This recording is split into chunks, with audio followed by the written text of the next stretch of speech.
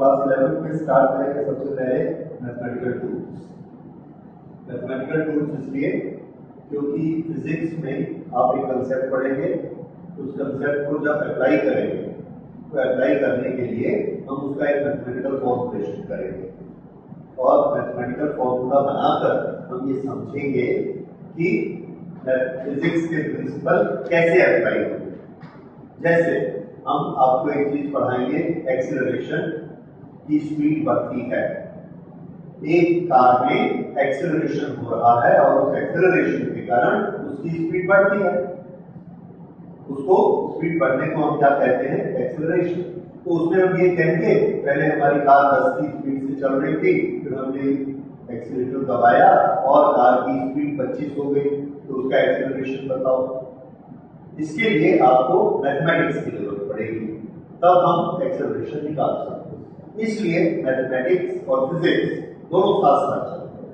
तो अगर आप एक में वीक हैं तो दूसरा नहीं करते हैं। इसलिए ये बहुत जरूरी है कि फिजिक्स और मैथ दोनों स्ट्रॉन्ग हो।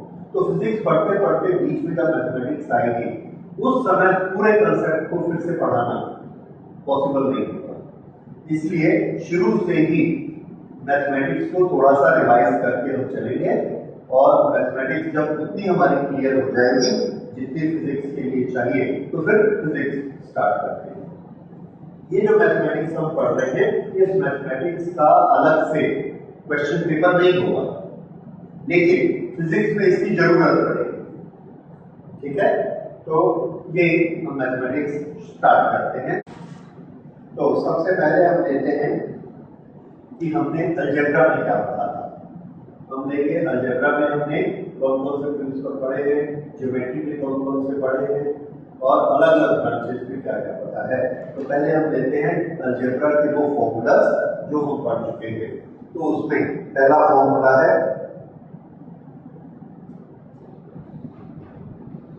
a plus B whole square. इसमें बहुत आपको याद है और जो नहीं याद है उसको आपको याद करना है। ओके, ये सबसे कॉमन है a square plus B square plus 2ab। Okay, अब आप मुझे बताते जाएंगे a minus B whole square कितना होगा, बोलिए। a square plus B square. Very good. Okay, अब तीसरा बताइए a plus B plus C whole square.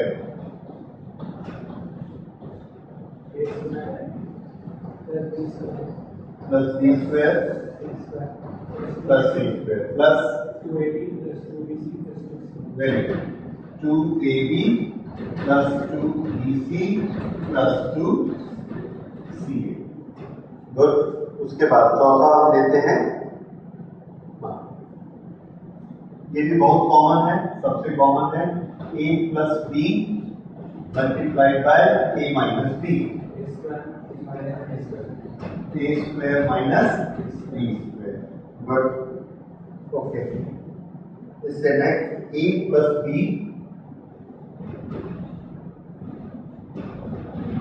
का whole cube. This is a cube yes plus 3ab A plus B. अगर हम इसको ब्रैकेट को ओपन कर देंगे तो क्या हो जाएगा, एक बार 3a² बी और दूसरी बार 3ab²। करेक्ट। अब इसके बाद नंबर 6 बिल्कुल इसी के जैसा a माइनस बी होल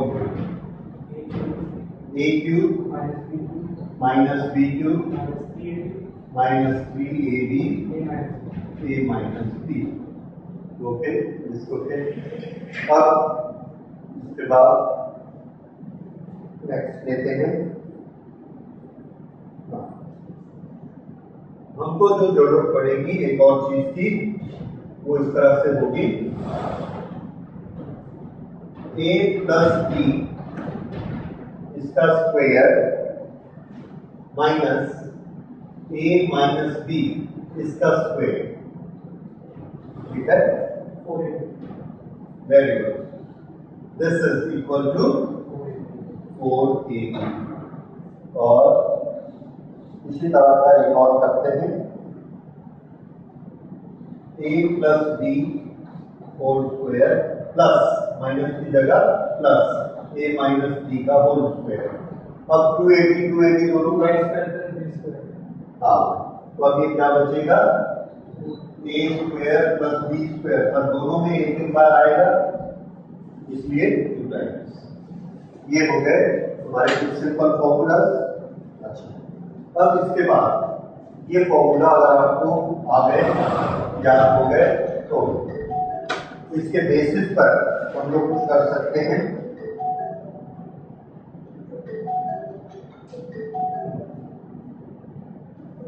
अब इसके बाद हम लेंगे क्वाड्रेटिक इक्वेशंस। तो देखिए क्वाड्रेटिक इक्वेशंस, और अब हम इसमें लेंगे quadratic equations. Quadratic equation, quadratic equation इस तरह के होते हैं जिसमें हमारी अननोन क्वांटिटी की पावर 2 होती है, ax²। एक पावर वाला भी इसमें हो सकता है bx प्लस c, बिना पावर के भी हो सकता है। इसमें x की पावर कितनी है बताइए? नो, इसमें x की पावर है 0, तो anything to the power 0 is 1। Anything to the power 0 is 1। तो x की पावर 0 ये कितना होता है 1, a to the power 0 is 1, b to the power 0 is 1। किसी की भी पावर 0 होने से 1 होता है, तो c का मल्टीप्लिकेशन 1 के साथ है, और क्या मान लेते हैं x की पावर क्या है 0। यहां पर x की पावर 0, यहां x की पावर कितनी है 1, यहां x की पावर कितनी है 2, तो x की पावर 2, x की पावर 1, x की पावर 0। ये तीनों हो सकते हैं, 3 की जगह x की पावर 2 और x की पावर 1, ये दो हो सकते हैं, x की पावर 2 और x की पावर 0। जैसे x² प्लस 5, ये एक क्वाड्रेटिक इक्वेशन है क्योंकि इसमें x की पावर 2 आया है। x² प्लस 3x, ये भी एक क्वाड्रेटिक इक्वेशन है क्योंकि इसमें भी x की पावर 2 है। ओके, लेकिन 3x प्लस 5 ये क्वाड्रेटिक इक्वेशन नहीं है क्योंकि इसमें x की पावर 2 नहीं है। तो क्या चीज जरूरी है रहना, x की पावर 2 होना जरूरी है, तभी हम उसको क्वाड्रेटिक इक्वेशन मानेंगे। मैक्सिमम उसको पावर 2 होनी ही चाहिए। ओके, तो ये सारे क्वाड्रेटिक इक्वेशन है। ये एक क्वाड्रेटिक इक्वेशन है, ax² + bx + c = 0। अब इसमें x की वैल्यू कितनी होती है, ये आपने क्लास 10 में पढ़ी हुई है, इसका एक फॉर्मूला होता है। ओके, ये फॉर्मूला को x को हम क्या कहते हैं, वो इसका रूट कहलाता है। सो x has 2 यानी x की 2 वैल्यू हो सकती है जो इसको सेटिस्फाई करेगी, और ये दोनों वैल्यू आपने याद की हुई है, अल्फा बीटा। यस, बिल्कुल ठीक। क्या बोल रहे हो, बोलो -b plus square minus 4ac by 2a। एक बार ये प्लस होगा और दूसरी बार माइनस होगा, तो this will be minus b minus root b square minus 4ac upon 2a। ये x की दो वैल्यू इसमें आती है, जिसमें इसको क्या कहते हैं, डी डिटरमिनेंट। ये हमको ये बताता है कि x की वैल्यू रियल है या नहीं है। तो b स्क्वायर माइनस 4ac को हमेशा पॉजिटिव आना चाहिए, क्योंकि पॉजिटिव क्वांटिटी का स्क्वायर रूट निकल सकता है, नेगेटिव क्वांटिटी का स्क्वायर रूट नहीं होता। तो इसीलिए अगर इसमें 4ac बड़ा हो गया b स्क्वायर से, तो ये चीज माइनस हो जाएगी, माइनस का स्क्वायर रूट इमेजिनरी होता है, तो ये क्वांटिटी इमेजिनरी हो जाएगी, x के रूट नहीं होते। ये उसका टेस्ट के लिए होता है, ये डिटरमाइन करता है कि x के पास रियल वैल्यू है या नहीं है। क्योंकि ये डिटरमाइन करता है, इसलिए इसका नाम डिटरमिनेंट, कैपिटल डी इसको बोला जाता है। ओके, तो ये हो जाने के बाद में अब इसके जो रूट्स बनते हैं अल्फा और बीटा, इनका आपस में एक रिलेशन है, वो भी आप लोगों ने पढ़ा हुआ है कि alpha plus beta, alpha plus beta this is equal to minus b upon a, ये होता है। और alpha into beta, alpha into beta this is c upon A.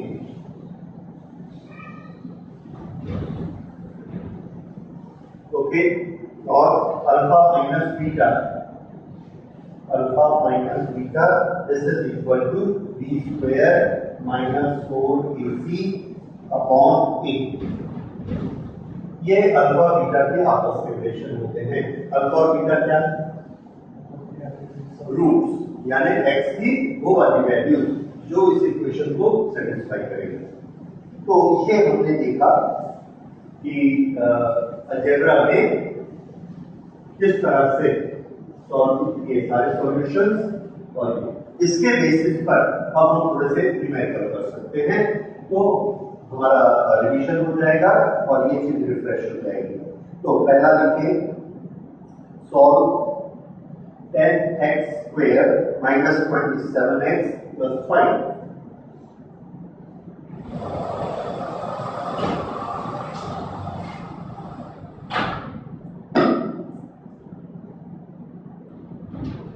x square minus 27x plus 5 is equal to 0. Okay, इसके लिए आप क्या तरीका लेंगे,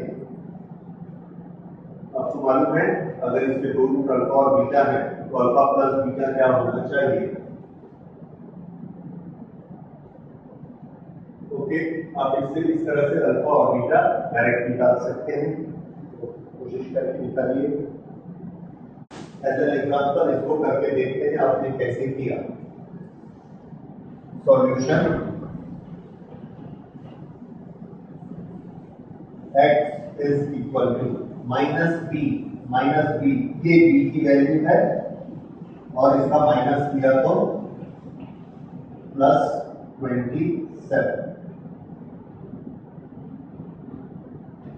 उसके बाद प्लस माइनस, दो रूट के, एक रूट के लिए प्लस एक रूट के लिए minus, this is square of b square minus 27 का square that is equal to 27 square b square, और उसके बाद है माइनस 4ac, माइनस 4 इंटू ए की वैल्यू 10 और c की वैल्यू 5। ये दोनों वैल्यू पॉजिटिव हैं, इनको अलॉन्ग विद साइन ही लेना है, तो ये प्लस 10 है और ये प्लस 5 है, प्लस 10 और प्लस 5, ये दोनों इस तरह से लिया, बी स्क्वायर माइनस 4ac। तो this is equal to,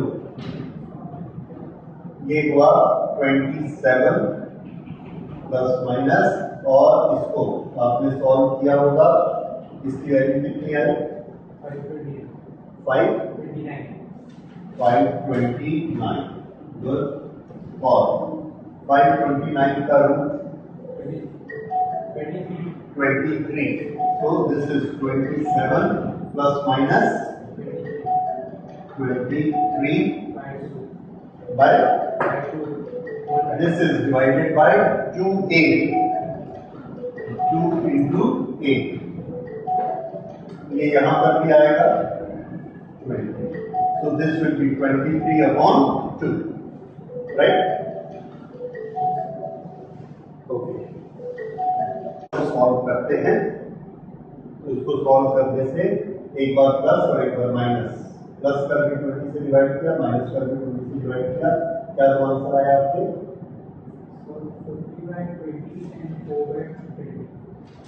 50 by 20 and 4 by 20, और इसको आपने बना दिया 5/2 and 1/5, ये है इसकी वैल्यू।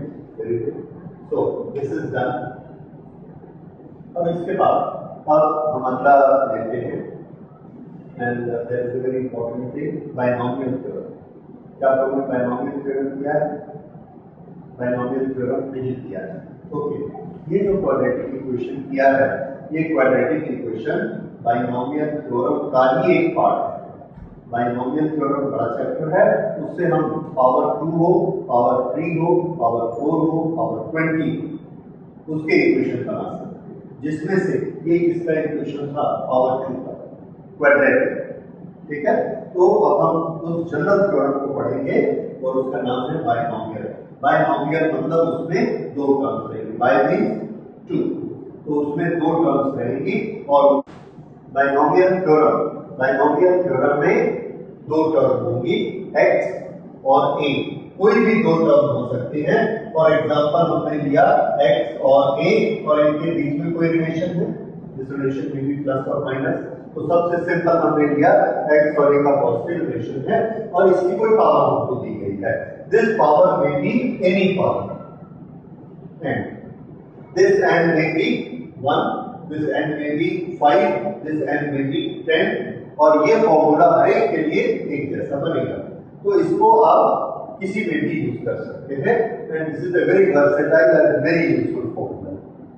इसको किस तरह से सॉल्व करना है, देखिए। पहली चीज, बायनॉमियल थ्योरम में अगर पावर n है तो इसकी total number of terms n+1 होंगी। With power n total terms will be n+1. Total terms n+1 होंगे।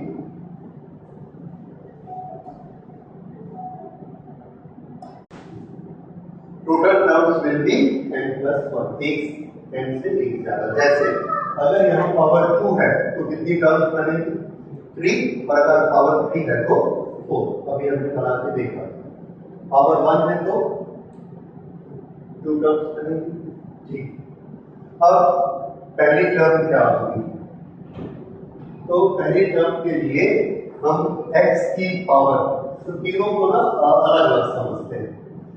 एक जो हमारा नंबर बनेगा, उस नंबर के 3 पार्ट रहेंगे। पहले पार्ट में एक नंबर आएगा, दूसरे पार्ट में x की पावर आएगी, तीसरे पार्ट में a लिखा होगा और a की पावर आएगी। ये 3 चीजें आएंगी। ओके, तो पहला यहां पर एक नंबर आएगा, उसके बाद दूसरे में x की पावर और तीसरे में a की पावर। ये एक टर्म था। उसके बाद दूसरी टर्म आएगी, दूसरी टर्म में फिर से यही 3 चीजें, और फिर तीसरी टर्म में फिर यही 3 चीजें, हर एक में नंबर, x की पावर और a की पावर। अब देखिए कैसे शुरू होगा। कुल टर्म्स कितनी है? n+1। तो हम इसको स्टार्ट करते हैं। पहली टर्म हम लेते हैं, इसमें ये x की लिखा है, तो x की पावर हमने ले ली है, x की पावर a, जो यहां पर है, और उसके बाद a है, तो a की पावर हमने स्टार्ट कर ली है 0, इसकी पावर n से और उसकी पावर 0। इससे अगली टर्म पर जब हम जाएंगे, हाँ, और सामने क्या आएगा, तो इसके सामने हमने लेना है जिसको हम कहेंगे NC0। इसको अभी हम लोग सॉल्व करेंगे कि ये NC0 क्या होता है। उसके बाद अगली टर्म जो आएगी, तो x यहां पर कितना पावर था, n। अगली टर्म में यहां पर x की पावर हमने लेनी है एक कम, n-1।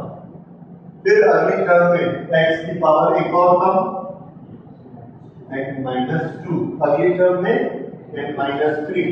और कहां तक चला जाएगा ये, जब x की पावर क्या हो जाएगी, 0। तो x की पावर 0 कब होगी, ये कितने पावर्स है, n से स्टार्ट हुआ, तो n तो टर्म बन जाएगी। उस समय जाके x की पावर क्या हो जाएगी, 1। उसके बाद एक टर्म और बनेगी, उसकी पावर क्या हो जाएगी, 0। तो टोटल टर्म्स कितनी हो गई, n, और उसके बाद एक और n+1। अब a की पावर देखिए, यहां a की पावर क्या है, 0। यहां पर a की पावर 1, यहां पर a की पावर 2। इस तरह से a की पावर बढ़ती चली जाएगी। और अब आप मुझे बता सकते हैं कि हमारी जो लास्ट में टर्म आएगी, लास्ट में जो टर्म आने वाली है, यहां पर यहां a की पावर कितनी हो जाएगी, x की पावर कम होते होते कितनी हो जाएगी, 0। इस तरह से ये खत्म हो जाएगा। अब ये जो NC0 था, ये 0, ये यहां पर ये बनेगा NC1, यहां पर NC2, और यहां पर NC। ये सीक्वेंस समझ में आ गई आपको, x को आप सेट कर लोगे, a को आप सेट कर लोगे।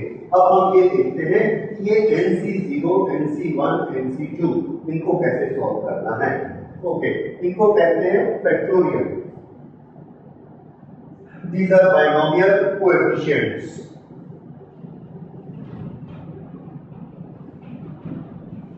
बाइनोमियल कोएफिशिएंट, ये जो सामने लगे हैं जिससे मल्टीप्लाई करना है। ये जो बाइनोमियल कोएफिशिएंट है, इसको सॉल्व करने का तरीका देखिए। इसमें NC0 इसकी वैल्यू होती है 1। ओके, कैसे 1 होती है उसको हम अभी देखते हैं। NC1 this is equal to, ये आप एक साइन देखेंगे फैक्टोरियल का, factorial n divided bye factorial n-1, n-1 का फैक्टोरियल और 1 का फैक्टोरियल, दोनों का मल्टीप्लिकेशन। शुरू में थोड़ा सा मुश्किल लगेगा, पर सिमेट्री को देखकर आपको इसकी आदत पड़ जाएगी। NC2 factorial n divided bye 2 है फैक्टोरियल 2, और इसके साथ मल्टीप्लाई करना है n-2 का फैक्टोरियल। NC3 इसकी वैल्यू हम लिखेंगे फैक्टोरियल n, और नीचे ये 3 को फैक्टोरियल 3, और दूसरा n-3 का फैक्टोरियल, इससे मल्टीप्लाई। ओके, सीक्वेंस को देखिए, हर एक में हम ऊपर में क्या ले रहे हैं, फैक्टोरियल n। यहां पर भी हम वैसा ही ले सकते हैं, we will make it factorial 1। कैसे होगा ये देखिए, n factorial n divided by this is factorial 0 and factorial n-1 okay, इसको सॉल्व करने में आपको थोड़ा हो सकता है दिक्कत लगे। अच्छा, अब फैक्टोरियल का मीनिंग क्या है ये देखिए। फैक्टोरियल का मीनिंग मैं आपको बताता हूं, सिंपल। फैक्टोरियल 4, इसका मीनिंग है 4 multiplied by 3 multiplied by 2 multiplied by 1। अगर इस पूरे का रिजल्ट निकालेंगे उसको क्या बोलेंगे? फैक्टोरियल 4। फैक्टोरियल 2 बताइए। 2 into 1। फैक्टोरियल 3। यस। तो फैक्टोरियल n मल्टीप्लाइड बाय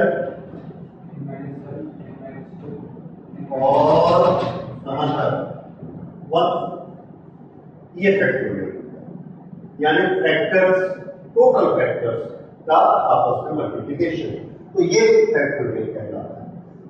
अब इसके नीचे आ जाते हैं।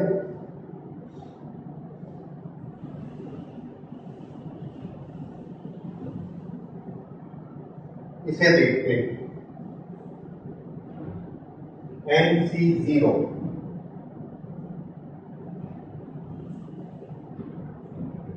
NC0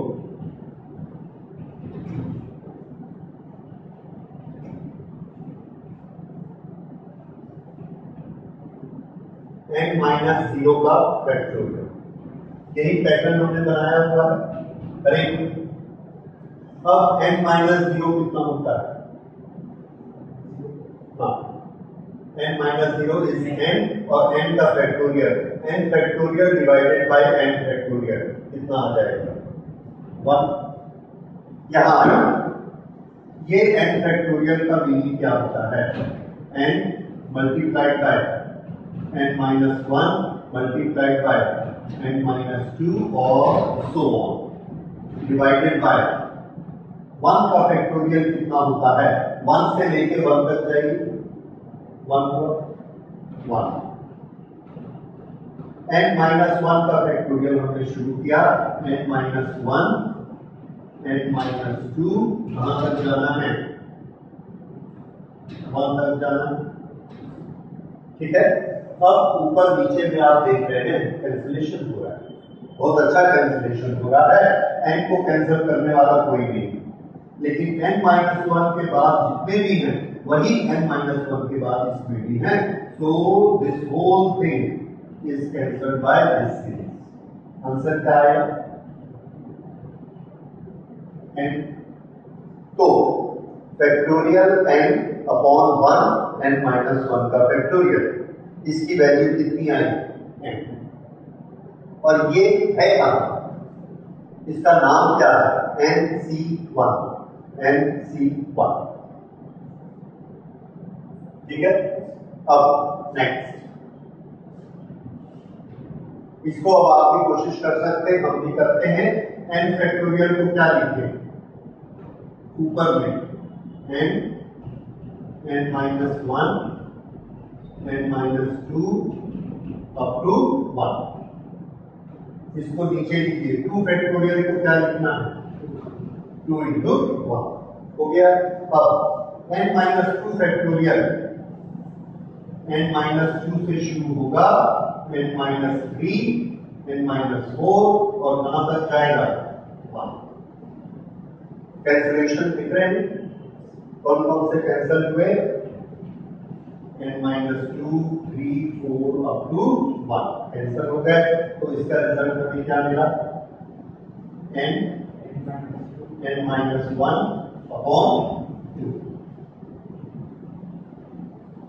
n-1 अपॉन 2, ये इसकी वैल्यू है NC2 की वैल्यू। अब NC3 की वैल्यू बताइए, आप निकालिए और मुझे बताइए NC3 की वैल्यू।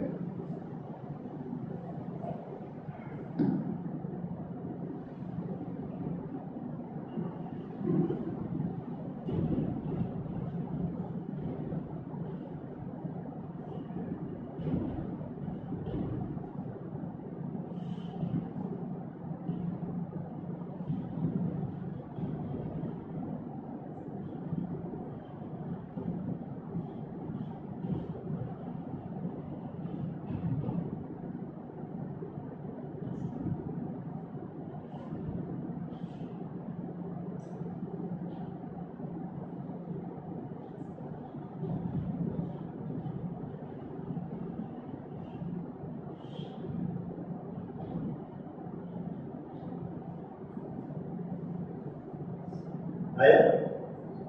ठीक है, इस तरह से ये हमने इसकी वैल्यू निकाली और इससे अब आप कोई भी वैल्यू निकाल सकते हैं। ठीक है, अगर हमने ये चीज बना ली तो इसके बेसिस पर हम थोड़ा सा ट्रायल करते हैं। जैसे पहले हम ट्रायल करते हैं a plus B whole square. n की वैल्यू यहां कितनी है? 2। शुरू करते हैं। पहली टर्म में क्या आएगा? nc0 nc0 की वैल्यू कितनी होती है?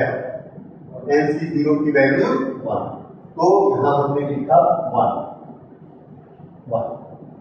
x की वैल्यू m, a की वैल्यू 2 a स्क्वायर, b की वैल्यू 0, b की वैल्यू 0 में वो क्या हो जाएगा? 1, इसलिए वो भी 1। तो क्या बचा हमारे पास? सिर्फ a स्क्वायर। ओके, ये आ गया। ये फर्स्ट टर्म हो गई। सेकेंड टर्म बताइए। सेकेंड टर्म लेते हैं nc1 की वैल्यू किसके बराबर होती है? यहां पर n कितना है? 2, इसलिए हम यहां क्या लेंगे? ये बात समझ में आ गई। उसके बाद हमको क्या लेना है? पहले टर्म की पावर 1 कम कर दीजिए, यहां से 1 कम, तो यहां 2 थी तो यहां कितनी कर देंगे? पावर 1। ओके, उसके बाद सेकंड टर्म की पावर कितनी लेनी है? 1, तो सेकंड टर्म की पावर हमने कर दी 1। खत्म। अब third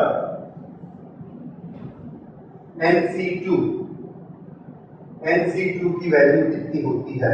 n into n minus 1। n हमारे लिए 2 है।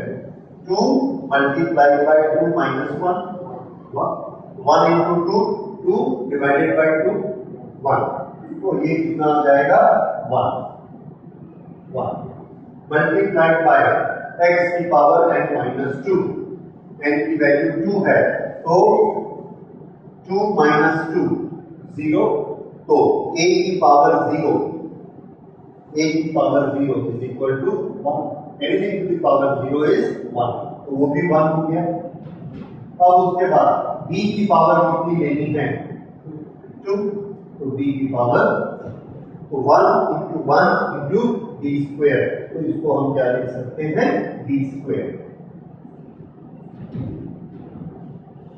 ये हमने किससे सॉल्व किया?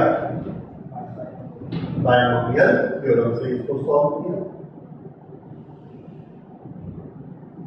ठीक है, इस तरह से। अब इसका एक और बड़ा एग्जांपल लेते हैं, that is a minus b whole cube.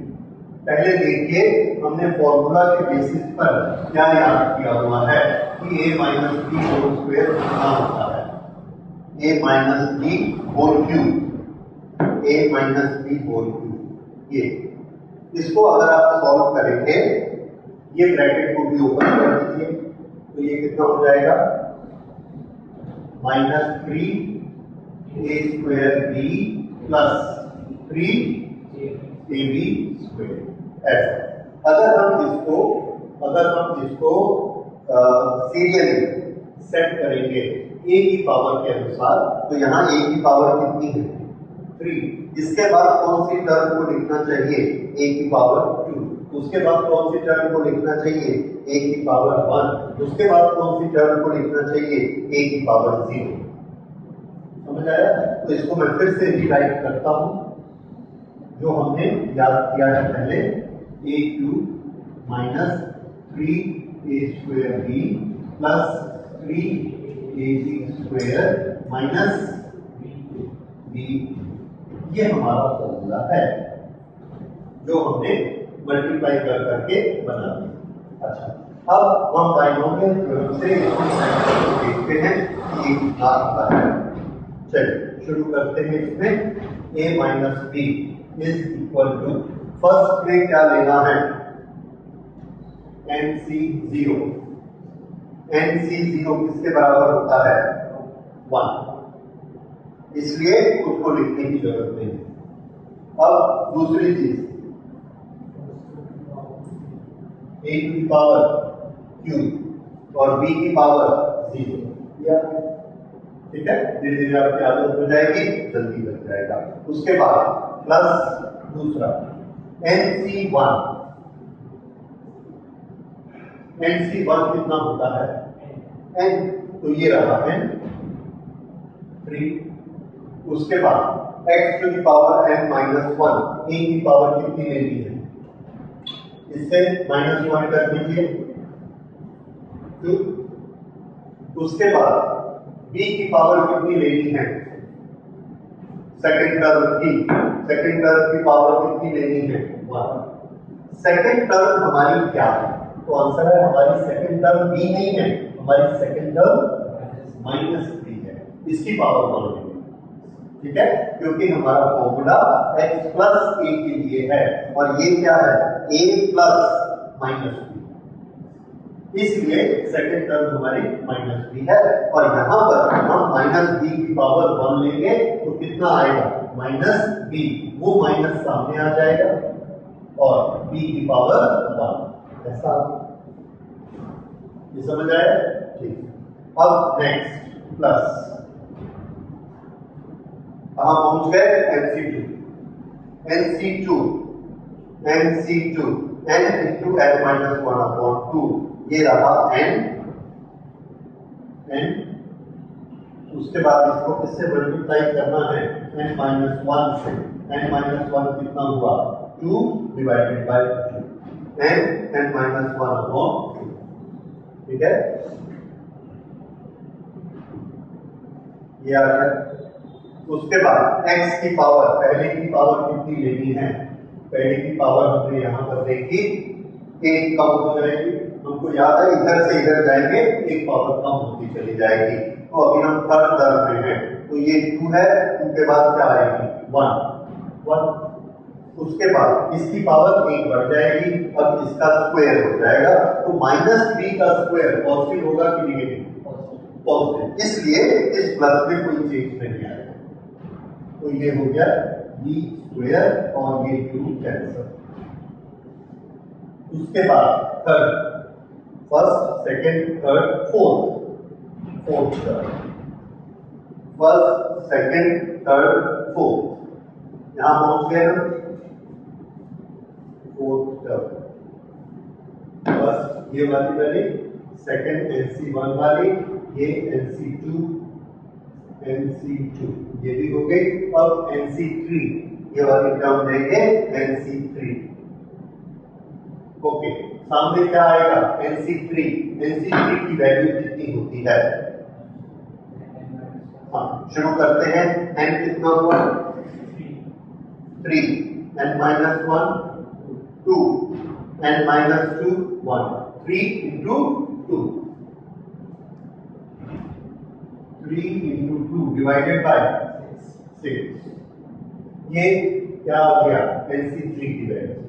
बाद में जब इसको आप मैथमेटिक्स में पढ़ेंगे 2 बार 4 बार करेंगे तो आपको nc1 nc2 nc3 nc4 इसकी वैल्यू वैसे ही याद हो जाएगी, ठीक है। तो ये हो गया 3 into 2/6, ये इसकी वैल्यू है nc3 और a की पावर कितनी करनी है, इससे 1 कम, तो ये 1 है, 1 से 1 लेस क्या होगी 0, तो 0 पावर होने say anything will convert to 1, ये हो गया।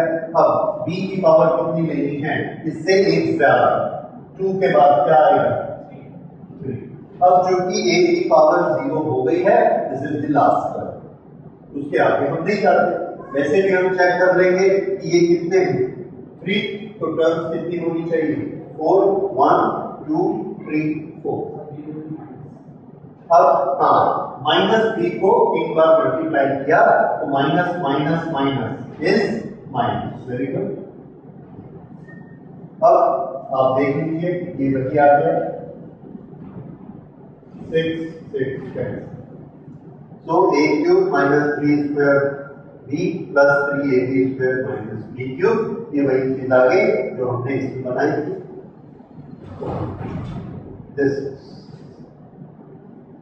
तो इस तरह से बाइनोमियल से हम कोई भी पावर हो 1 2 3 4 5 6 सब इससे सॉल्व कर लेंगे।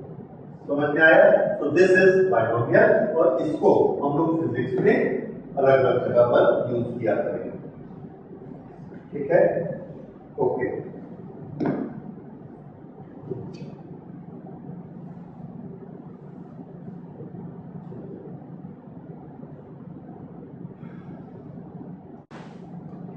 ये वाला जो है 1 plus x to the power n या 1 minus x to the power n, ये हम लोग फिजिक्स में बहुत यूज करेंगे।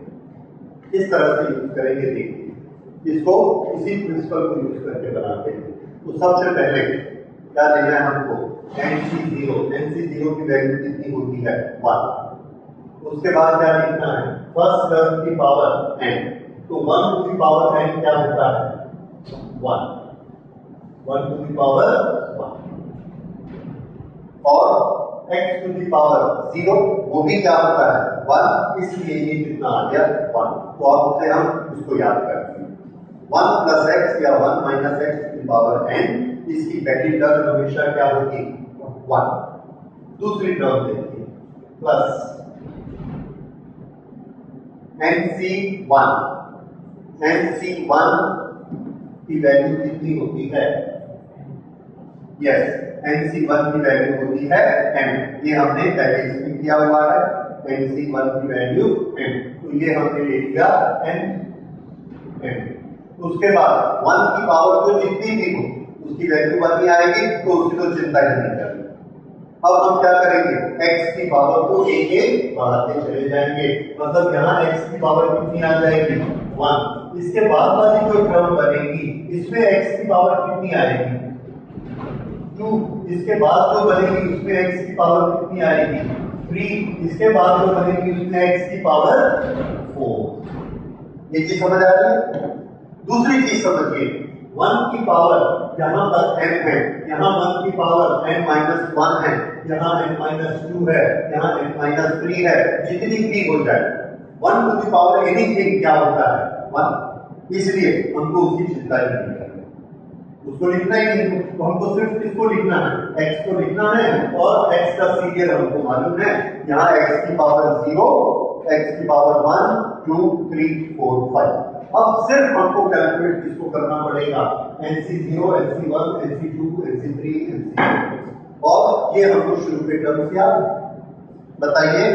ये nc0 था, ये nc1 है, उसके बाद nc2 है, nc2 हमने यहाँ किया हुआ है, nc2 अभी अभी किया था, उसकी वैल्यू कितनी आएगी n minus 1 upon 2, n minus 1 upon 2, और इसकी वैल्यू कितनी आएगी, इसको लिखने की जरूरत नहीं है, will simply write nc 0 1 2 nc 3 ऐसे बढ़ते जाए। अच्छा, अब क्या होता है,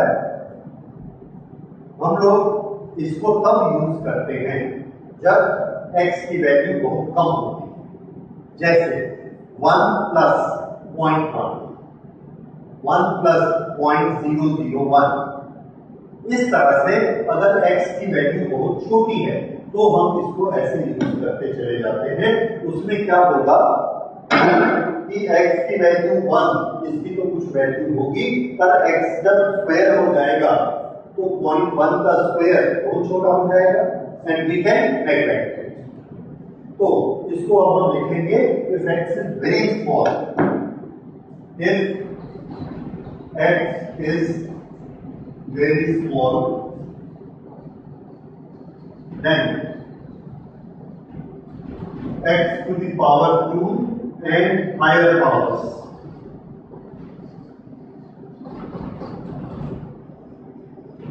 can be neglected.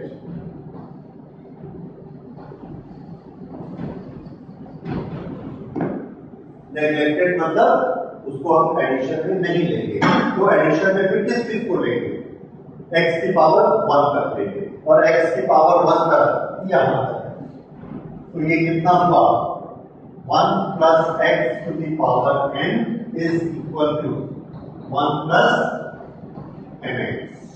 ये और ये चीज हम फिजिक्स में बार बार यूज कर रहे हैं। इफ x इज स्मॉल, शर्त पक्की है, x को कैसा होना चाहिए, छोटा होना चाहिए। If x is small then 1 plus x to the power n is equal to 1 plus x। ये जैसे मैंने आपसे कहा कि 1.2 to the power 6 इसकी वैल्यू बताइए, तो हम इसको क्या करेंगे, इसकी वैल्यू होगी 1 plus 6 into 0.2, ये 6 into 0.2, ये जो x की वैल्यू है, क्योंकि इसको पहले हमने क्या लिखा, 1 plus 0.2 to the power 6, ऐसा हो गया। अब हम ये देख रहे हैं this quantity is very small compare to this, ये अभी थोड़ा बड़ी है, इससे और छोटी क्वांटिटी के लिए जितनी छोटी होगी उतना ये अप्रोक्सीमेशन करेक्ट होता चला जाएगा। ओके, तो ये 1 को हमने 1 लिखा, n 6 लिया, x 0.2 लिया, and this value comes to 1 plus 1.2, this is equal to 1. ये सॉल्व हो गया, बट दिस इज अप्रोक्सीमेट। तो अभी तो चूंकि क्लियर क्वांटिटी है हम 6 बार कर भी सकते हैं, पर मान लीजिए 1.2 to the power 17 होगा, तो क्या करेंगे, तो हमारे लिए दो टर्म में हम इसको काट लेंगे, क्या लिखेंगे 1 plus 17 into 0.2 बस, और क्या लिख देंगे, हायर पावर्स आर रिजेक्टेड, यानी इधर का जो ये वाला पूरा टर्म है इसको हमने रिजेक्ट कर दिया, because this is going to be very very small. और जैसे x की पावर 4, तो ये क्या होगा इसमें 0.2 into 0.2 into 0.2 into 0.2, तो कितना हो जाएगा ये 0.00002, विच इज वेरी स्मॉल, और उसको हम नेग्लेक्ट कर देंगे क्योंकि उतना बड़ा नंबर हमें लिखना ही नहीं, हमने सिर्फ 3 डिजिट का नंबर लिखना है, सिर्फ 3 डिजिट का नंबर लिखना है या 2 डिजिट का नंबर, समझ में आया। तो ये किसका बना 1 plus x to the power 1। इसी तरह से हम ये भी कर सकते हैं 1 minus x to the power n। If x is very small, then this will be 1 minus x। ठीक है, इसको नोट कर लीजिए। तो आज हम लोग यही क्लोज करते हैं बाइनोमियल से। ठीक है, अब इसमें एक चीज आप करके मुझे बता सकते हैं, that is 1001 to the power 1 upon 3। 1001 to the power 1 upon 3, इसको कैसे सॉल्व करेंगे,